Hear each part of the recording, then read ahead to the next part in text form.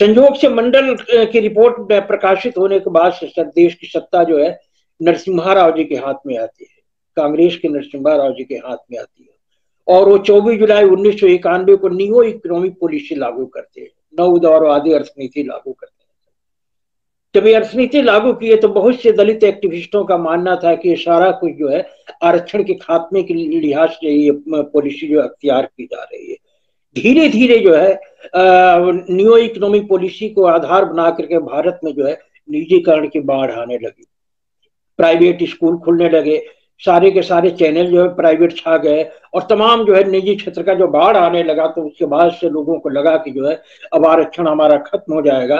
तो वैसे में जो है दलित एक्टिविस्टों में एक आंदोलन की जो शुरुआत शुरू हुई, आरक्षण बचाने की शुरुआत हुई। और मुझे जहाँ तक ख्याल है कि 1990 के अंत में जो है इस देश में आरक्षण बचाने के नाम पर बहुत बड़ा आंदोलन संगठित हुआ। बहरहाल जब नरसिम्हा राव की नीतियों से जो है ये निजीकरण का सैलाब फैलने लगा तो लोगों को लगा कि यदि ऐसी कोई पार्टी सत्ता में आती है जो आपका स्वदेशी का हिमायती है तो हो सकता है कि जो है इस अर्थनीति से जो है भला हो जाए, आरक्षण का जो खात्मा डे बाय डे हो रहा है उससे जो है हम निजात पा जाए। संयोग से 1990 के अंत तक जाकर के जो है आपके वाजपेयी जी के हाथ में सत्ता आती है। और सत्ता आने के बाद से जिस तरीके से अपने पहली पारी में नरसिम्हा आपका अटल बिहारी वाजपेयी एनरॉन को अनुमति देते हैं, जो विदेशी कंपनी थी जिसके खिलाफ ये लोग लड़ाई कर रहे थे कि नरसिम्हा राव की नीतियों के फलस्वरूप जो है ये देश आर्थिक रूप से विदेशियों का गुलाम बन जाएगा, फिर हमें एक नए सिरे से स्वाधीनता संग्राम की लड़ाई लड़नी पड़ेगी, ऐसा जो स्वदेशी जागरण मंच का कहना था। उस स्वदेशी जागरण मंच से जुड़े हुए अटल बिहारी वाजपेयी जब सत्ता में आते हैं तो लोगों को लगा कि वो नरसिम्हा राव की नीतियों के काट पैदा करने की कोशिश करेंगे, लेकिन सर होता है उल्टा। नरसिम्हा राव के बाद से सत्ता में आने के बाद से अटल बिहारी वाजपेयी जो निजीकरण का सैलाब बढ़ा देते हैं, उन्हीं के दौर में जो है एक एक करके कंपनियों के बिकने का सिलसिला शुरू होता है और ये प्राइवेटाइजेशन जो है और तेजी से आगे बढ़ता है। तो डाइवर्सिटी की एक दुनिया देख करके मैं विस्मित रह गया सर, हाँ? कि जिस भारत के खिलाफ यहाँ का प्रभु वर्ग आलोचना करता रहता है कि सिर्फ यहाँ पर आरक्षण और आरक्षण के देश बर्बाद हो रहा है, वहां तो मैं देखा कि चंद्रभान जी के थ्रू कि डाइवर्सिटी ने अमेरिका को समृद्ध बना दिया, अमेरिका जो शक्तिशाली देश के रूप में उभर गया। तो जो चंद्रभान जी ने आइडिया दिया सर आपका 28 जनवरी 2001 को, उससे सिर्फ मैं ही विस्मित नहीं हुआ, तमाम जो है दलित बुद्धिजीवी जो न्यू इकोनॉमिक पॉलिसी लेकर के चिंतित थे उन सब में जो है एक खुशी की लहर दौड़ गई। मध्य प्रदेश भवन में जो है अमर सिंह जी ने एक मीटिंग कराई जिसमें मुझे भी उपस्थित रहने का सौभाग्य मिला था। वहीं पर जो है इस डाइवर्सिटी को लेकर के ये एक आगे का बड़ा प्लान बनता है और इस प्लान के बाद से सर जो है और धीरे धीरे जो है वो भोपाल कॉन्फ्रेंस की जो है संभावना उजागर होने लगती है और अंततः जो है आपका 12-13 जनवरी 2002 को भोपाल कॉन्फ्रेंस आयोजित होता है जिसमें आप भी थे, हम भी थे। और मुझे लगता है सर कि मैंने अपने जीवन में दलित बुद्धिजीवियों का वैसा जमावड़ा नहीं देखा जो भोपाल में देखा गया था। भोपाल कॉन्फ्रेंस शुरू होने के पहले सर जो है चंद्रभान जी ने बहुत ही जुनून के साथ जो है जो आप दिखलाए भोपाल दस्तावेज की राइटिंग शुरू किया। 3 से 4 महीने लगे थे उसकी राइटिंग में।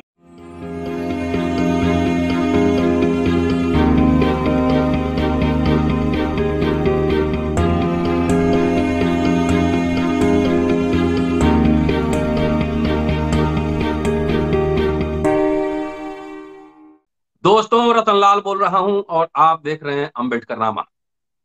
जैसा कि आप जानते हैं कि ऐतिहासिक भोपाल दस्तावेज 2002 उस पे मैं लगातार चर्चा कर रहा हूं और पिछले एपिसोड में चंद्रभान प्रसाद जी से मैंने चर्चा की। इस एपिसोड में हमारे साथ वरिष्ठ लेखक, संपादक, एक्टिविस्ट HL दुसाद साहब मौजूद हैं और मेरे हाथ में दोनों है। एक भोपाल घोषणा पत्र है जिसमें लेखक चंद्रभान प्रसाद और संपादक HL दुसाद साहब हैं, और ये कल चंद्रभान जी मुझे भोपाल दस्तावेज दे कर गए हैं, मेरे पास कहीं था, मिला नहीं, तो चंद्रभान जी ने ये उपलब्ध कराया।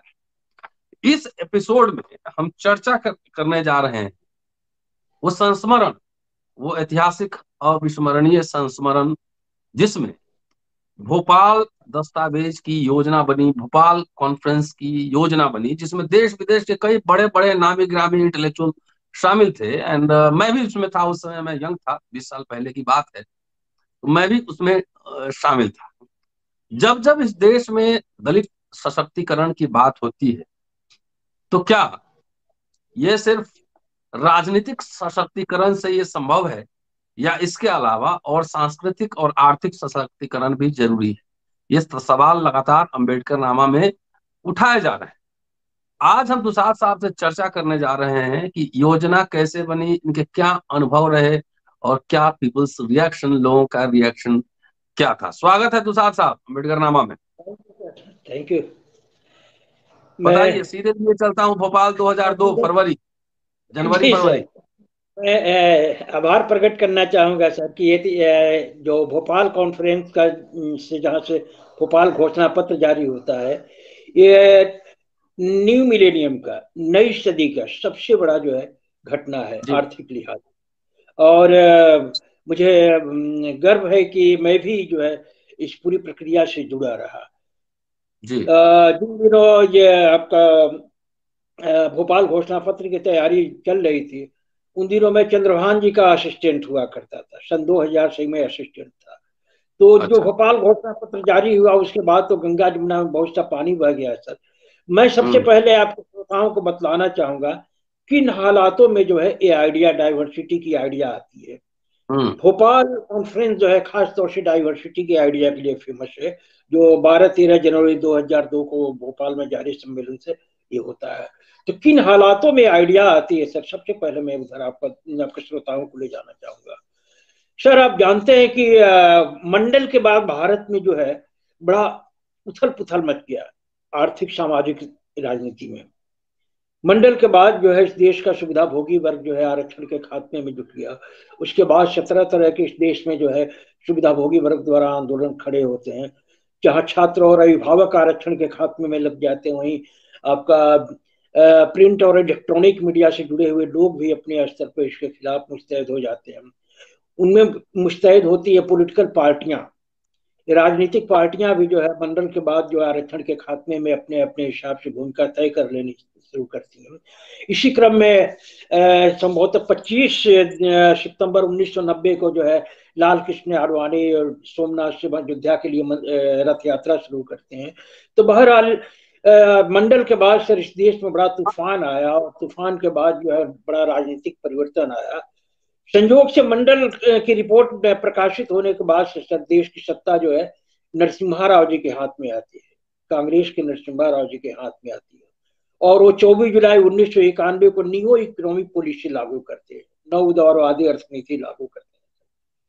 जब ये अर्थनीति लागू किए तो बहुत से दलित एक्टिविस्टों का मानना था कि सारा कुछ जो है आरक्षण के खात्मे के लिहाज से ये पॉलिसी जो अख्तियार की जा रही है। धीरे धीरे जो है न्यू इकोनॉमिक पॉलिसी को आधार बना करके भारत में जो है निजीकरण की बाढ़ आने लगी। प्राइवेट स्कूल खुलने लगे, सारे के सारे चैनल जो है प्राइवेट छा गए, और तमाम जो है निजी क्षेत्र का जो बाढ़ आने लगा। तो उसके बाद से लोगों को लगा कि जो है अब आरक्षण हमारा खत्म हो जाएगा।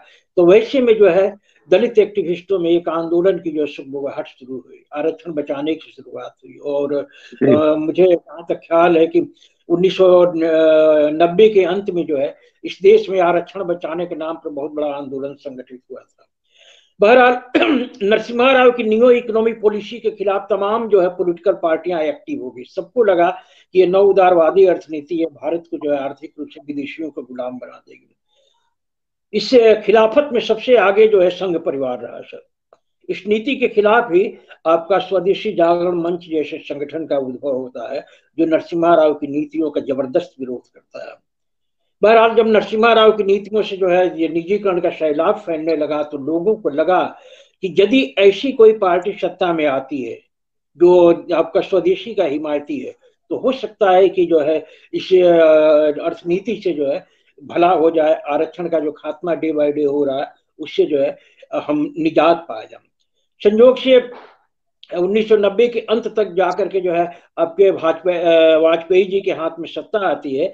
और सत्ता आने के बाद से जिस तरीके से अपने पहली पारी में नरसिम्हा आपका अटल बिहारी वाजपेयी एनरॉन को अनुमति देते हैं, जो विदेशी कंपनी थी जिसके खिलाफ ये लोग लड़ाई कर रहे थे कि नरसिम्हा राव की नीतियों के फलस्वरूप जो है ये देश आर्थिक रूप से विदेशियों का गुलाम बन जाएगा, फिर हमें एक नए सिरे से स्वाधीनता संग्राम की लड़ाई लड़नी पड़ेगी, ऐसा जो स्वदेशी जागरण मंच का कहना था। उस स्वदेशी जागरण मंच से जुड़े हुए अटल बिहारी वाजपेयी जब सत्ता में आते हैं तो लोगों को लगा कि वो नरसिम्हा राव की नीतियों के काट पैदा करने की कोशिश करेंगे, लेकिन सर होता है उल्टा। नरसिम्हा राव के बाद से सत्ता में आने के बाद से अटल बिहारी वाजपेयी जो निजीकरण का सैलाब बढ़ा देते हैं, उन्हीं के दौर में जो है एक एक करके कंपनियों के बिकने का सिलसिला शुरू होता है और ये प्राइवेटाइजेशन जो है और तेजी से आगे बढ़ता है। ऐसे में जब अटल बिहारी वाजपेयी भी जो है नरसिम्हा राव के नक्शे कदम को और आगे बढ़ाते हैं, तब दलित बुद्धिजीवियों में लगता है कि अब हमें आरक्षण के बचाने की लड़ाई में उतरना पड़ेगा। उन दिनों जो है ढेरों संगठन अपने अपने तरीके से जो है इसके खिलाफ आंदोलन शुरू करते हैं। तो उनका आंदोलन मुख्यतः जो था आरक्षण बचाने तक था, और आरक्षण बचाने के साथ वो निजी क्षेत्र में लड़ाई तक अपने आप को महदूद कर दिए थे। सबकी धारणा थी कि जब सारी की सारी जो सरकारी कंपनियां निजी क्षेत्र में जा रही हैं, तो यदि निजी क्षेत्र में हमें आरक्षण मिल जाए तो हो सकता है कि ये जो खतरा आ रहा है उससे हम निजात पा जाए। तो जहां सभी जो है निजी क्षेत्र में आरक्षण की मांग उठाने लगे थे, उन्हीं दिनों जो है चंद्रभान जी एक नई आइडिया लेकर के सर सामने आते हैं, और जो आइडिया इस देश में आती है सर, उसका डेट है आपका 28 जनवरी 2001। मैं उनका सहयोगी था जिससे बतलाया सर, तो मैं लखनऊ आया हुआ था, और रविवार को जो है सबसे पहले दलित डायरी पढ़ना अपना एक तरीके से कहिए तो एक जुनून था। तो लखनऊ में रहते हुए हमने संडे को जो है जब वो दलित डायरी पढ़ा 28 जनवरी 2001 का, तो मैं स्तब्ध रह गया। उसमें चंद्रभान जी ने जो लिखा था मैं तो स्तब्ध रह गया। मैं बोला कि उनको फोन किया संगठन कि चंद्रभान जी आपने ये क्या लिख दिया, इससे तो भारत में क्रांति हो जाएगी। उन्होंने बताया था सर कि जिस तरीके से दलितों की दुर्दशा, उसी तरीके से अमेरिका में कभी ब्लैक्स की अवस्था रही। ब्लैक्स अपनी दुरावस्था के खिलाफ विद्रोह की, और विद्रोह के बाद से वहां पर जो है दंगों का सैलाब शुरू हो जाता है। दंगों का सैलाब शुरू होने के बाद से उस पर काबू लगाने के लिए लिंडन बी जॉनसन सरकार, अमेरिकी सरकार जो है एक आयोग गठित करती है जिसका नाम है कर्नर आयोग। कर्नर आयोग आपका 67 में गठित होता है, 68 के मार्च महीने में उसकी रिपोर्ट आ जाती है। ऑलमोस्ट 7 से 8 महीने के अंतराल में रिपोर्ट आ जाती है। रिपोर्ट में बतलाया गया था कि यदि अमेरिका अपनी समृद्धि का इच्छुक है, यदि अमेरिका इस देश में शांति चाहता है अपने विकास के लिए, तो उसे जो है वंचितों को संपदा और संसाधनों में हिस्सेदार बनाना पड़ेगा। कर्नल आयोग की संस्तुतियों को आधार बनाते हुए लिंडन बी जॉनसन ने वहां पर जो है वही डाइवर्सिटी के तहत जो है एक नए किस्म के आरक्षण की शुरुआत की अमेरिका में। और उसके बाद से वहां पर चंद्रभान जी ने सूचना दिया कि भारत में जिस तरीके से आरक्षण सिर्फ नौकरियों तक सीमित है, अमेरिका में आरक्षण नौकरियों से आगे बढ़ के supply, dealership, film, TV, media, ये टू जेड तमाम जो है। ये सूचना सुनने के बाद मैं सर स्तब्ध रह गया, और मैंने फोन मिलाया तो मैंने कहा कि इसका कोई स्रोत है। चंद्रभान जी ने कहा कि आप दिल्ली आइए, मैं आपको दिखलाता हूँ। मुझे लगता है कि सर 5-6 दिन के बाद मैं दिल्ली गया। उसके बाद से जब वो उनके घर पर गया, तब उन्होंने जो है कंप्यूटर खोल के सारा चीज दिखलाया। तो डाइवर्सिटी की एक दुनिया देख करके मैं विस्मित रह गया सर। हाँ? कि जिस भारत के खिलाफ यहाँ का प्रभु वर्ग आलोचना करता रहता है कि सिर्फ यहाँ पर आरक्षण और आरक्षण के देश बर्बाद हो रहा है, वहां तो मैं देखा कि चंद्रभान जी के थ्रू कि डाइवर्सिटी ने अमेरिका को समृद्ध बना दिया। अमेरिका जो शक्तिशाली देश के रूप में उभर गया। तो जो चंद्रभान जी ने आइडिया दिया सर आपका 28 जनवरी 2001 को, उससे सिर्फ मैं ही विस्मित नहीं हुआ, तमाम जो है दलित बुद्धिजीवी जो न्यू इकोनॉमिक पॉलिसी लेकर के चिंतित थे, उन सब में जो है एक खुशी की लहर दौड़ गई। उसके बाद चंद्रभान जी प्रत्येक रविवार को जो है डाइवर्सिटी की सीरीज शुरू की। मुझे लगता है कि जो है लगातार जो उन्होंने 50-60 सीरीज चलाया। बहरहाल कुछ सीरीज सामने आने के बाद से जो है यह आइडिया डॉक्टर अमर सिंह को आकर्षित करती है सर।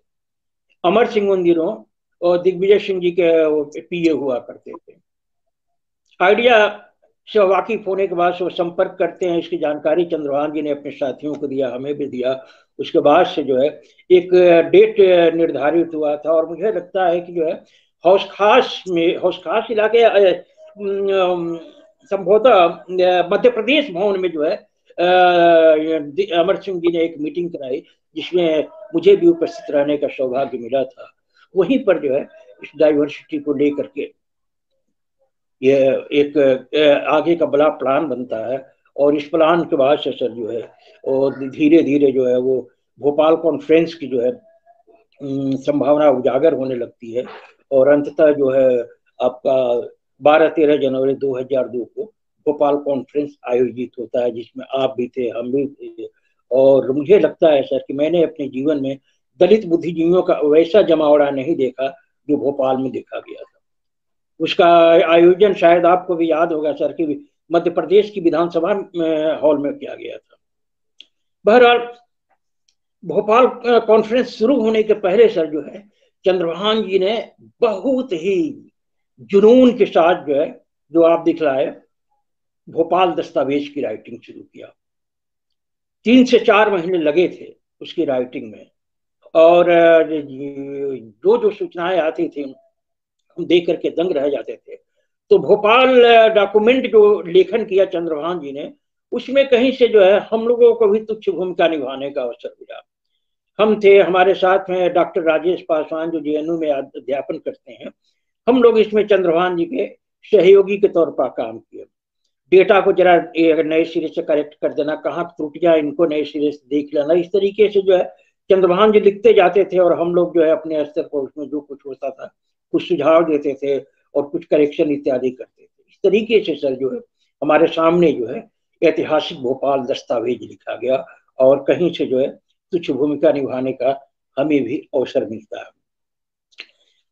जब 12-13 जनवरी को सर वो यहाँ पर जो कॉन्फ्रेंस होता है, इतने लोग आते हैं जिसमें आप भी थे। उसके बाद से आपको याद होगा सर कि 13 जनवरी की शाम जब ये कॉन्फ्रेंस समाप्ति की ओर था, तो 13 जनवरी की शाम जो है दिग्विजय सिंह भोपाल डिक्लेरेशन जारी करते हैं। पहले ही लंच के समय जो पता चल गया था कि शाम को जो है कुछ बड़ी घोषणा होने वाली है, उसके बाद से जो है शाम को यही जो ये आपके साथ है ये भोपाल घोषणा पत्र है, ये जारी होता है सर 13 जनवरी की शाम।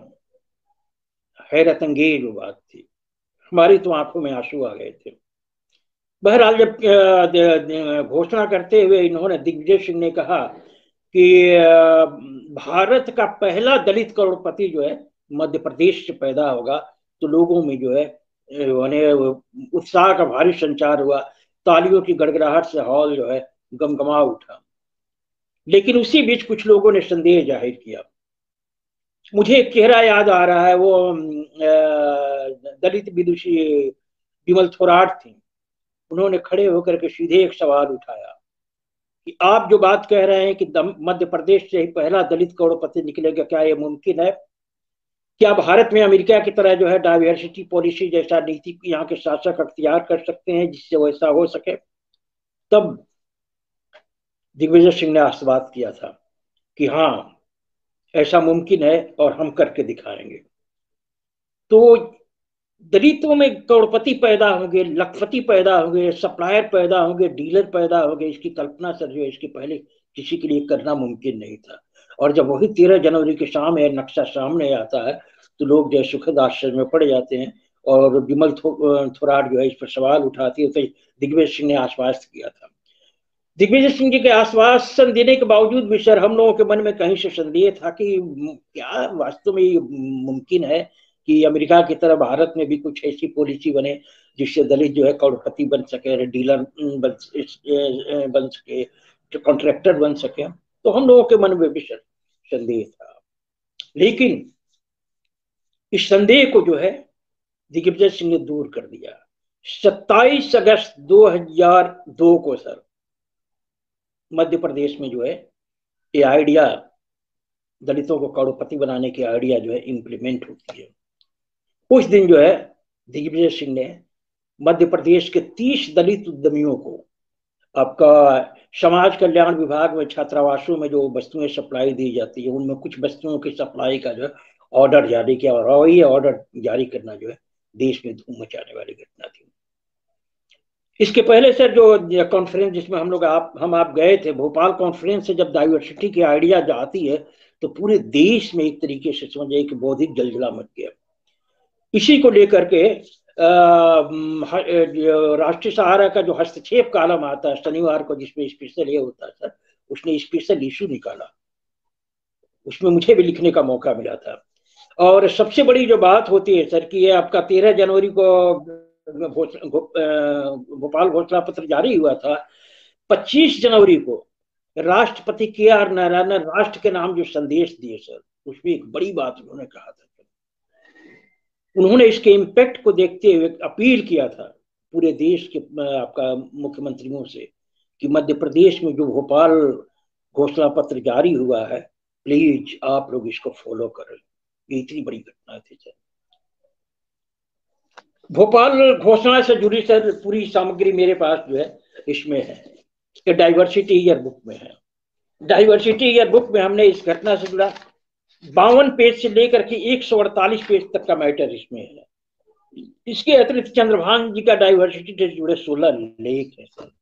तो खैर राष्ट्रपति ने जो अपील किया सर, तो इसका बड़ा असर पड़ा, और बाद में जब दिग्विजय सिंह जी जो 27 अगस्त 2000 को इम्प्लीमेंट करते हैं, तो उसके बाद से तो पूरे देश में सैलाब मच गया। जगह जगह कई स्टेट्स में जो है वहाँ के ऑर्गेनाइजेशन, वहाँ के इंटेलेक्चुअल जो है अपने अपने राज्यों के मुख्यमंत्री के समक्ष जो है वो ज्ञापन देना शुरू करते थे। इसी क्रम में सर मेरी आपसे पहली मुलाकात हुई थी 2003 में। आपको याद होगा सर कि लखनऊ आपका बेंगलोर का जो नेशनल लॉ कॉलेज है, उसमें डाइवर्सिटी पर एक ये हुआ था, सम्मेलन हुआ था, सेमिनार हुआ था जबरदस्त, जिसमें UR अनंत मूर्ति जैसे बड़े लेखक थे, बाकी वहाँ के सब लोग थे। तो एक महत्वपूर्ण सम्मेलन जो है वहाँ बेंगलुरु में हुआ, और बेंगलोर के अतिरिक्त देश के विभिन्न अंचलों में इसे लेकर के जो है शुरुआत होती है, और उसकी बड़ी प्रेरणा वहीं से मिलती है जो दिग्विजय सिंह 27 अगस्त 2002 को ये लागू करते हैं। इस चीज के इम्प्लीमेंट होने के बाद से सर पॉलिटिकल क्षेत्र में कुछ बड़ी घटनाएं होती हैं। डॉक्टर संजय पासवान जो भाजपा में उन दिनों ये थे मंत्री थे, उन्होंने सबसे पहले पार्लियामेंट में डाइवर्सिटी के सवाल उठाया था कि केंद्र को चाहिए कि भोपाल घोषणा पत्र से जो डाइवर्सिटी की आइडिया सामने आई है उसे इम्प्लीमेंट करें। उनके बाद ये आइडिया जो स्पर्श की थी आपको R.K. चौधरी साहब को। R.K. चौधरी एक समय BSP में थे, उसके बाद से BSP से उनका संपर्क विच्छेद होता है, और विच्छेद होने के बाद से वो जो है एक पॉलिटिकल ऑर्गेनाइजेशन खड़ा करते हैं BS4 के बैनर तले उन्होंने सर जो है संभवतः 2003 में ही राष्ट्रपति को चल करके ज्ञापन दिया था कि भोपाल घोषणा पत्र से प्रेरित जो है डाइवर्सिटी इस पर लागू किया जाए। और उन्होंने अपनी पार्टी का एक एजेंडा सामने रखा था कि निजी क्षेत्र में आरक्षण अमेरिका के डाइवर्सिटी पर। बाद में मुझे याद है कि संभवतः 2004 में ही उन्होंने आपका कॉन्स्टिट्यूशन क्लब में डाइवर्सिटी पे एक बड़ा सम्मेलन करवाया था, इसमें मैं भी था, प्रोफेसर विवेक कुमार थे, चंद्रभान जी थे। तो कहने का मतलब कि मध्य प्रदेश में इम्प्लीमेंट होने के बाद से तमाम नेता, डॉक्टर संजय पासवान अपने स्तर पर प्रयास करते हैं, R.K. चौधरी करते हैं, उदित राज ने भी अपने लेवल पर मामला उठाया। तो कहने का मतलब देश में जो है इसे लेकर के एक बड़ी ये जो है हलचल पैदा हुई, और जगह जगह सेमिनार आयोजित होने लगे, जगह जगह विभिन्न संगठन जो है ज्ञापन दे करके अपने अपने मुख्यमंत्रियों से इसके लागू करवाने की अपील करने लगे।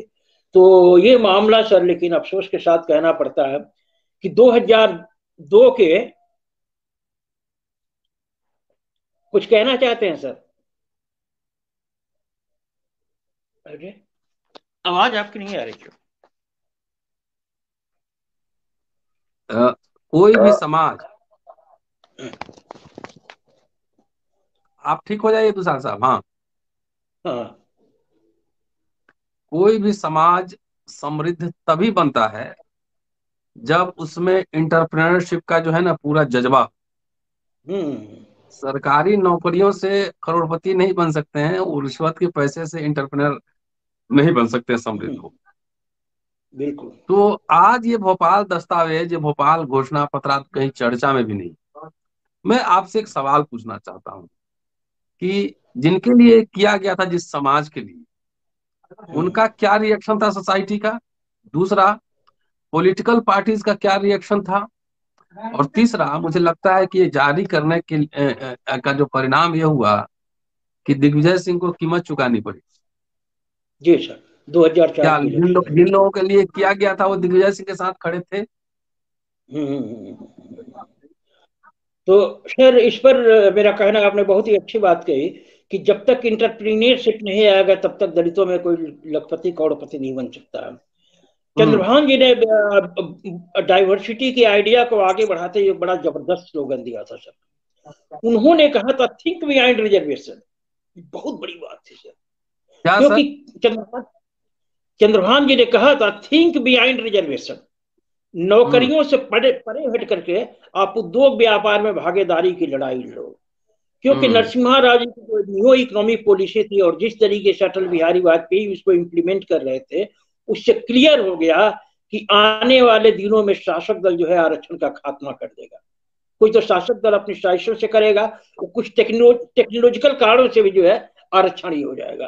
तो चंद्रभान जी ने वही भोपाल जो दस्तावेज है सर, उसमें बहुत क्लियर बताया था कि सरकारी क्षेत्र में 2.25 करोड़ नौकरियां हैं।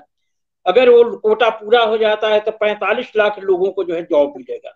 और 45 लाख का जो जॉब मिलता है तो आप मान लें कि एक व्यक्ति के नौकरी से अगर 5 लोगों का परिवार चलता है तो 45 लाख से कितना हो सकता है।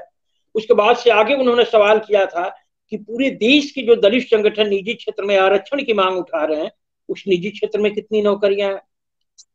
दस्तावेज में उन्होंने साफ समझा दिया था कि निजी क्षेत्र में 82 लाख नौकरियां, 82 लाख नौकरियां हैं। यदि वहां पर रिजर्वेशन पूरी तरीके से लागू भी हो जाता है तो कुल मिलाकर के 19 लाख लोगों को जॉब मिलेगा।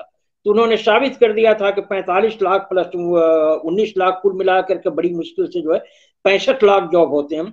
और एक जॉब से यदि 5 लोगों का परिवार चलता है तो जो है कितना होगा, 3 करोड़ लोग जो है सर्वाइव कर गए। लेकिन SC ST की आबादी 26 करोड़ है, तो बाकी लोग कहाँ जाएंगे।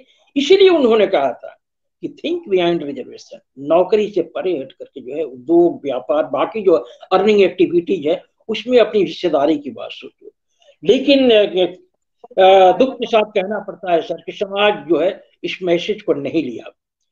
जैसे बात सही है कि दिग्विजय सिंह ने जब इसे इम्प्लीमेंट किया तो बहुत से पॉलिटिकल पार्टियों के ऊपर इसका असर पड़ा। उदित राज से लेकर के RK चौधरी, डॉक्टर संजय पासवान ने सवाल उठाया। लेकिन इसको लेकर के जैसा समाज में हलचल मचनी चाहिए वैसी नहीं मची। 2005 आते आते लोग जो है शांत हो गए। दूसरी तरफ जो है दलितों ने जो है इस बात को वैसा सपोर्ट नहीं किया जिसका असर हुआ। आपने बताया कि 2004 में दिग्विजय सिंह जो है चुनाव में हार जाते हैं। अगर मध्य प्रदेश के लोग डाइवर्सिटी के मुद्दे पर जो है चंद्रभान दिग्विजय सिंह को जो अगर जितवा दिए होते तो मुझे लगता है कि भारत की हिस्ट्री चेंज हो गई होती। तो इससे जो है जरूर माने कांग्रेस पार्टी हतोत्साहित हुई। बाद में उनकी जगह पर जब वो आती हैं, क्या नाम, उमा भारती आती हैं सर, तो मुझे अच्छी तरह याद है भोपाल घोषणा पत्र की जगह पर उन्होंने महू घोषणा पत्र रिलीज किया था सर।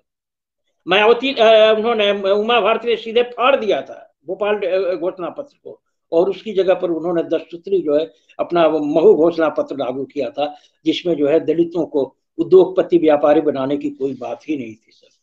तो नो डाउट सर जो है जब 2002 से लेकर के अब तक के जब हम प्रयासों पर का सिंहावलोकन करते हैं तो भारी माने तकलीफ होती है कि वहां से जो है भोपाल कॉन्फ्रेंस से जो है दलित मुक्ति का, दलित आर्थिक मुक्ति का जो सबसे कंक्रीट सबसे ऐतिहासिक जो एजेंडा निकला था, उस एजेंडे को समाज जो है अडॉप्ट नहीं कर पाया।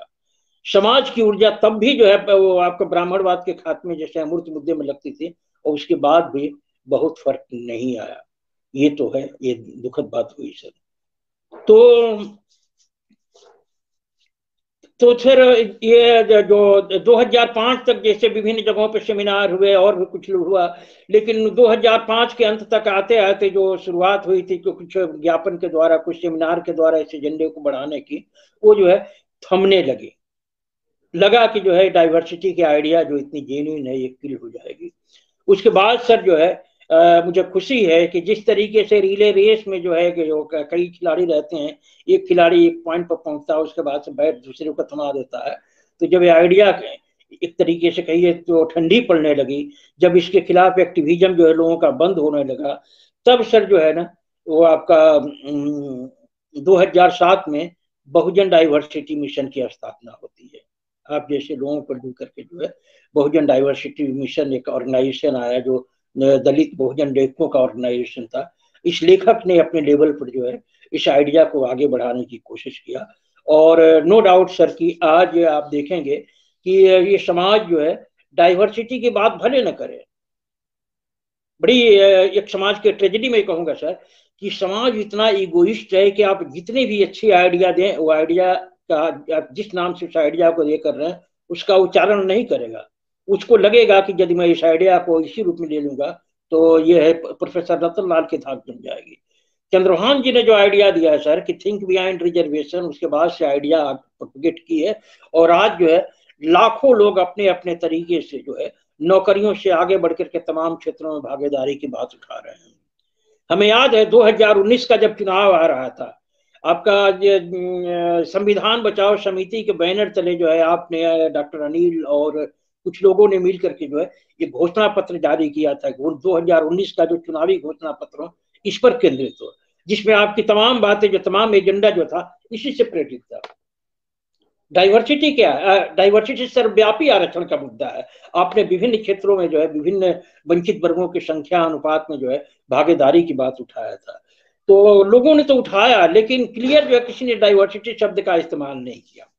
अब जो 2007 में बहुजन डाइवर्सिटी वजूद में आया सर, इस आइडिया को बढ़ाने के लिए हम लोगों ने अपने स्तर पर कोशिश किया। ये देखिए, ये है डाइवर्सिटी ईयर बुक सर, 2006 में 27 अगस्त। हाँ अच्छा, ये भी मतलब सर कि जो डाइवर्सिटी डे हम लोग मनाते हैं उसी अवसर पर डाइवर्सिटी ईयर बुक रिलीज होती है 27 अगस्त को, लोगों की मेमोरी में रखने के लिए। 27 अगस्त 2002 की स्मृति को जो है चिरस्थायी बनाने के लिए ये हम लोग 27 अगस्त को डाइवर्सिटी डे मनाते हैं। तो पहला डाइवर्सिटी डे 2006 में मनाया गया, जिस अवसर पर यह किताब रिलीज होती है। ये किताब 640 पेज की है, जिसमें 250 पेज जो है डाइवर्सिटी से जुड़े हुए मुद्दे हैं। उसके बाद जो है हम लोग हर साल डाइवर्सिटी ईयर बुक निकालते रहे, जिसमें ये लास्ट ईयर उस पे आऊंगा। अभी सिर्फ इस एपिसोड में हम इतना समझने की कोशिश कर रहे हैं। डाइवर्सिटी पे आपसे चर्चा हो चुकी है उत्तर प्रदेश चुनाव के समय भी। ये समझने की कोशिश कर रहे हैं कि जो schedule caste schedule tribe basically, पहले उसी पे फोकस करते हैं। क्या जब ये भोपाल घोषणा पत्र लागू हुआ तो चंद्रभान जी से बात हो रही थी कि समाज ही गाली देने लगा कि तो कांग्रेस के एजेंट हैं, सब कांग्रेस में चले जाएंगे, सबको हुक्मरान बनना है, सरकारी नौकरी करना है, सिर्फ पॉलिटिकल एम्पावरमेंट चाहिए, जैसे सीएम कोई बन जाएगा या 10 एमएलए एमपी विधायक बन जाएंगे तो उससे एम्पावरमेंट होता। कि ये डाइवर्सिटी जब 30% लोग खरीदते, सरकारी जो डिस्ट्रीब्यूशन है 30% अगर दलितों से खरीदा जाता तो इससे होता सशक्तिकरण। समाज का अभी भी लोग ज्यादा सरकारी नौकरी तैयारी करने में एनर्जी वेस्ट कर रहे हैं। ये तो मुझे अच्छी तरह याद है सर, उस समय की जो है दलितों की सबसे बड़ी पार्टी की तरफ से, नाम मैं नहीं लेना चाहूंगा, बड़ी एक तो घुरकिटू इसकी तन गई थी कि ये तो जो है कांग्रेस के दलालों ने मिल करके यहाँ पर भोपाल कॉन्फ्रेंस किया है और हमारी पार्टी को कमजोर करना जो है उनका एजेंडा है, तो एक साजिश के तहत किया गया। तो जो सबसे बड़ी दलितों की पार्टी है उसने उसकी जो सोच जो है बड़ी नेगेटिव रही थी इसको लेकर के। बहरहाल ये होने के बावजूद भी जो सर जो है ये इसका असर हुआ। विभिन्न जो पार्टियों ने जो है, जैसे मायावती जी ने ठेकों में आरक्षण लागू किया और बहुत सी चीजें हुई, जिससे अभी ये सब हुआ है तो हुआ। लेकिन अगर समाज साथ दिया होता तो मेरे ख्याल से इस देश में जो है एक क्रांति हो गई होती। आज की तारीख में मैं कह रहा हूँ सर ना कि जो आर्थिक नीतियां बनाई गई है शासक दलों द्वारा, आपका वंचित दलित पिछड़ा समाज जो पूरी तरीके से गुलामों की स्थिति में आ चुका है। इस गुलामों की स्थिति से समाज को लिबरेट कर सकती है सिर्फ वही डाइवर्सिटी का आइडिया। लेकिन बार बार समझाने के बावजूद भी आज भी समाज की मैक्सिमम ऊर्जा जो है ब्राह्मणवाद के खात्मे जैसे अमूर्त मुद्दे में जा रही है सर। समाज जो है, समाज के प्रति मुझे जो है एक तरीके से कहिए तो भारी शिकायत है समाज के। साथ चलिए नहीं सर, दिया। ये मेरे मेरे पास दोनों दस्तावेज हैं, भोपाल घोषणा पत्र और भोपाल दस्तावेज। और आपसे और चंद्रभान जी से ये लगातार इस पे चर्चा होती रहेगी कि अगर इसकी आलोचना होनी थी तो इससे बेहतर मॉडल लेके लाया जा सकता है। लेकिन दुख की बात यह है कि जब इस वंचित जमात के सशक्तिकरण की बात आई, महज 20 साल में ये पूरा विचार विमर्श ही एक तरह से लुप्त प्राय हो चुका है।